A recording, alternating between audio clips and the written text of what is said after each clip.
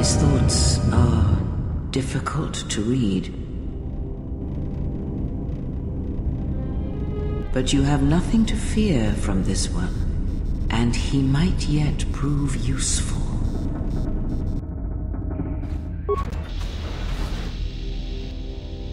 Nice outfit. What, you miners change regulation uniform while I've been in here? Atten Rand. Excuse me if I don't shake hands. The field only causes mild electrical burns. Security claimed I violated some trumped-up regulation or another. Take it up with them if you want. But they stopped listening to me shortly before they stopped feeding me. Now that's criminal. Oh, you mean you didn't come here on purpose? I'm shocked.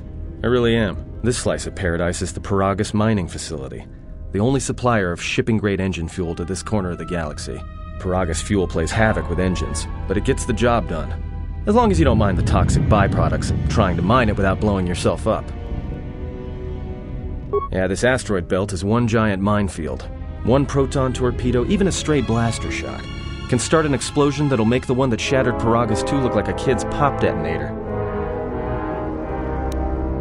You know the planet with the exposed core you saw flying in? That hole was caused by the first mining station that tried to siphon fuel off the planet. Blew a whole chunk out of the planet and set it drifting out here in a big clump of fuel-cooled asteroids. So the miners drill the asteroids now, not the planet's surface. That's why they don't allow blasters here. Can't trust a miner jumped up on Juma Juice not to fire one stray shot that'll turn the entire colony into a thermal detonator. You mean before or after that Jedi showed up? Either way, it's a real short story. You see, this Jedi shows up, and you know what that means. Where there's one Jedi, the Republic will soon be crawling up your ion engine in no time. But the story gets better. See, some of the miners get it into their ferrocrete skulls that since the Jedi's unconscious, they can collect the bounty the exchange has posted for live Jedi. Well, what passes for the law here didn't like that idea. So the two groups started fighting. Then there was some big explosion, and then I was sitting here for a long time, waiting for some half-naked miner to show up and ask a bunch of questions. The exchange is a big crime outfit, mostly operate out of Nar Shaddaa. Spice running, gun trafficking, slave trading. Now I guess they're posting bounties on Jedi.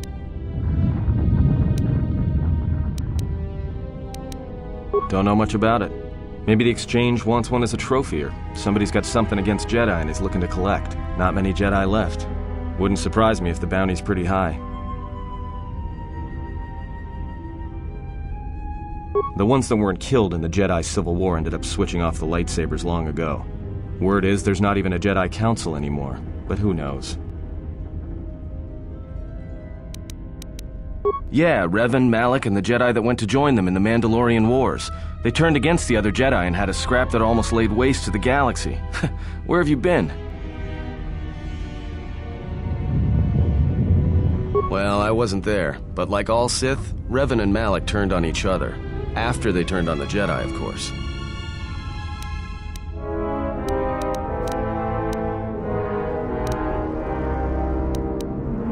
I guess. There's rumors all over space about it. All I heard was Revan returned to pay Malak back for trying to kill her in the first place. You know, women.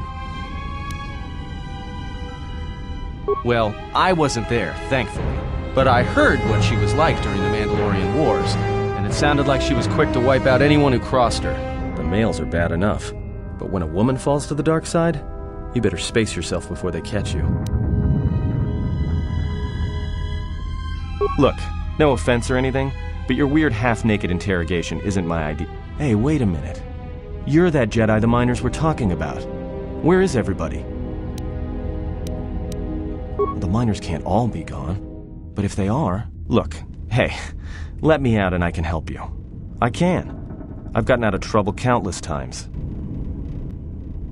This facility isn't a military installation, which means we may have a chance.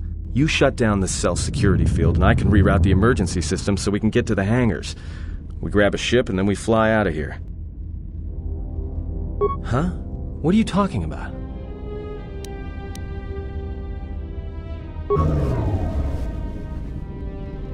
Great.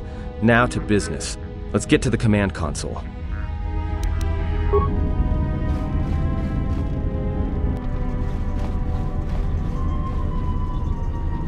Alright, here we are. Now this console is set on automatic hail. You may have heard it when you came in. The asteroid drift charts are constantly being updated, so it sends out a transmission to incoming vessels so they don't get crushed into space dust. The hail warns them to keep their distance until orbital drift charts are transmitted, and then provides docking instructions to incoming ships, usually freighters. Thing is, you can bounce that same transmission back to the comm here. Suddenly you've got access to the communication system from the inside. Pure pizzazz. The console's ours. Now, all we need to do is reactivate the turbo lifts, cancel the emergency lockdown. Hey! This system's been severed from the main hub, after it was locked down from remote. You can't even reroute the system, it's been cut clean. No, someone tried to lock down this whole level tight, and leave us here, trapped.